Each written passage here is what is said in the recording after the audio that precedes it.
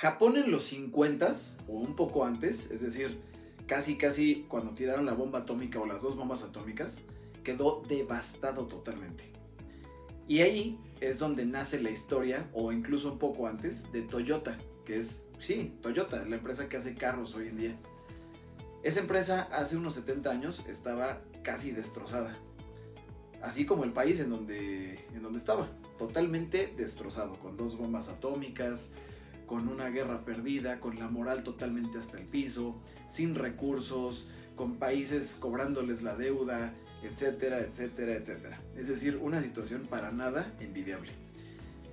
Y hoy en día Toyota es una de las empresas con rendimientos, hablo rendimientos en el giro automotriz, pero es una de las empresas que tiene rendimientos más altos, es decir, su estado de resultados es el que tiene más optimizado para poder obviamente tener un net income o una ganancia neta o un bottom line, como le dicen, más grande comparado con otras industrias del giro.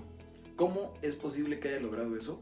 ¿Y cómo es posible que las pymes o las empresas en Latinoamérica, que tenemos recursos, que tenemos gente capacitada, muy capacitada, porque en ese entonces en Japón no había tanta gente capacitada, ahorita tenemos eso, ahorita tenemos sistemas ERPs, MRPs, CRMs, WMS, tenemos mejor tecnología, tenemos acceso a muchas más cosas, cosa que antes no se tenía.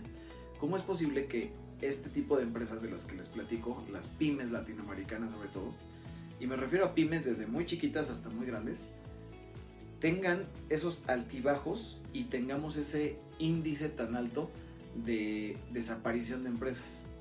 Cuando digo desaparición es que literalmente la empresa deja de existir porque ya no es negocio, porque se endeudó, porque administró mal, porque hubo a lo mejor algo interno dentro de la empresa que hizo que colapsara la empresa, o la organización, o la fábrica, o el almacén, dependiendo del giro. Pero mi pregunta es, ¿cómo es posible? No tiene sentido que dos empresas con estas características, una se vaya para arriba y la otra o se estanque o desaparezca. No quiere decir que todo esto sea solamente por las metodologías, filosofías y sistemas que utilizó Toyota en su momento. Tiene mucho que ver también con su cultura. Y yo diría que tiene que ver incluso más con su cultura que con las filosofías que están que utilizaron en su momento y que siguen utilizando hasta este momento. Las filosofías, hablando en este caso que este canal habla mucho de mejora continua, esas filosofías y sistemas obviamente están orientadas a la optimización de procesos, como Lean Manufacturing, sistemas de gestión de calidad, Six Sigma, o sea, todas esas cosas, sobre todo obviamente Lean Manufacturing, porque las demás se inventaron formalmente después, pero algo similar tenían. Digo, por ejemplo, ISO 9001 obviamente no lo tenían, o un sistema de gestión de calidad base ISO 9001 no lo tenían porque ni siquiera existía, o Six Sigma tampoco existía, pero hacían cosas similares que estaban dentro de lo que es el sistema de Toyota, o el Toyota Production System, o su sistema Kaizen, o de mejora continua. Eso los ayudó innegablemente, los ayudó muchísimo, y las metodologías son increíbles. Por si no conoces este canal, aquí hablo mucho de esas metodologías que son los indicadores clave del desempeño, los mapeos de procesos, 5S, Visual Management, administración de inventarios, Heijunka, Jidoka, Kanban. Hay muchas, es un arsenal de metodologías, más lo que ya tenemos adicional a eso, que no es precisamente Lean, pero todo lo que son Core Tools, los sistemas de gestión de calidad, los sistemas electrónicos de administración, todo eso ya lo tenemos. Pero en su momento, Toyota, que no tenía todo eso, lo explotó al 100% y empezó a tener muchos beneficios.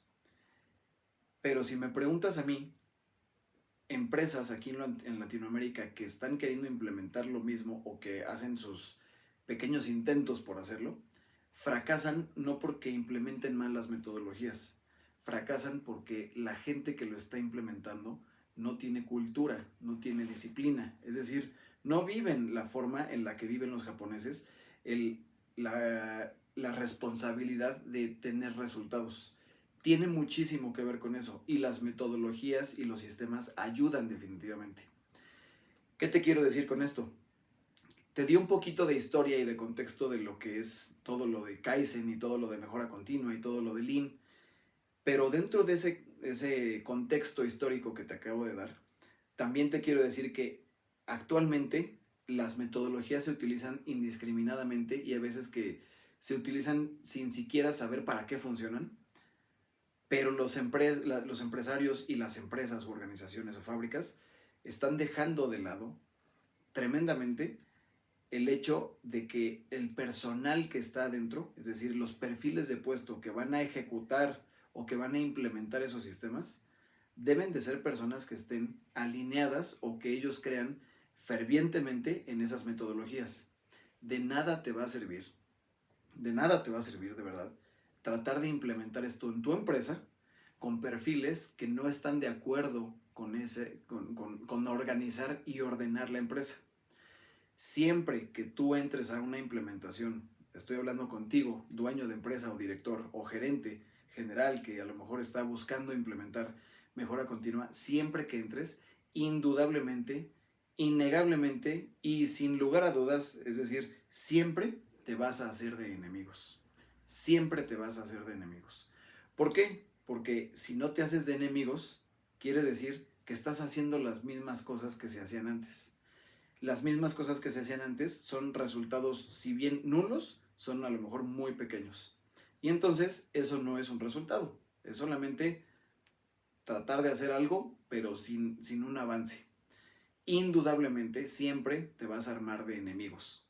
¿Por qué? Porque la gente, cuando no hay un sistema, invariablemente, te lo juro, invariablemente, lo que va a tener es la oportunidad de hacer las cosas más lento, de no hacerlas bien, de hacerlas sin poner atención, de hacerlas a sobrecostos, de hacerlas con situaciones inseguras. Lo va a hacer sin pensar en la optimización de los procesos. Cuando tú llegas a querer implementar cualquier sistema de mejora continua, obviamente vas a romper con una tradición en esa empresa de hacer las cosas de manera totalmente lo opuesto a generar estrategia y después ejecutar. Lo único que vas a lograr, obviamente, y no el 100%, pero la mayoría de las personas van a estar en contra del sistema porque los vas a sacar de su zona de confort. Históricamente, en mi experiencia, solamente un 5, un 15, un 25% máximo de las personas originales acaban quedándose en la empresa porque entienden o eran personas que por azares del destino se les contrató y tenían ese perfil, un perfil que sí quería la optimización de procesos, un perfil que sí quería tener resultados, un perfil que sí estaba orientado al cliente, un perfil que estaba orientado a reducir gastos, a optimizar, y el resto, que es casi la mayoría, más de un 70-75%, hay veces que es casi el 100% de la plantilla, no lo querían, porque de origen no se contrataron con esas características. Yo lo que te quiero decir es que a pesar de que escuches que las metodologías te van a funcionar, tienes que tomar en cuenta siempre que casi todo tu equipo, el equipo antiguo, va a tener que salir. Y no te sientas mal, es normal. Por si tú estás pensando que estás haciendo algo mal a la hora de la implementación, es totalmente normal que eso suceda. Las únicas personas que sí realmente se quedan son las personas que van a lograr objetivos. Pero aquí viene una parte súper importante. La única forma de saber objetivamente si la gente realmente está logrando esos resultados o sus metas, es con un sistema de indicadores, con un sistema de KPIs o Key Performance Indicators, que son el primer paso para cualquier tipo de implementación. Si tú quieres mejorar algo, antes lo tuviste que haber controlado. Y para haberlo controlado, antes lo tuviste que haber medido. Esos son los KPIs, pero un paso antes es la planificación. Esas dos partes, planificar y medir, son las que la mayoría de la gente no tiene el perfil para hacer, porque es algo sumamente abstracto y necesita de un liderazgo impresionante. Soy Marcos Mora y te invito a suscribirte a este canal y a todas mis redes sociales. Me encuentras como Marcos Mora o Marcos Mora Magaña, y a visitar mi página www.marcosmora.com para que puedas ver todos los servicios de consultoría y capacitación. Suerte.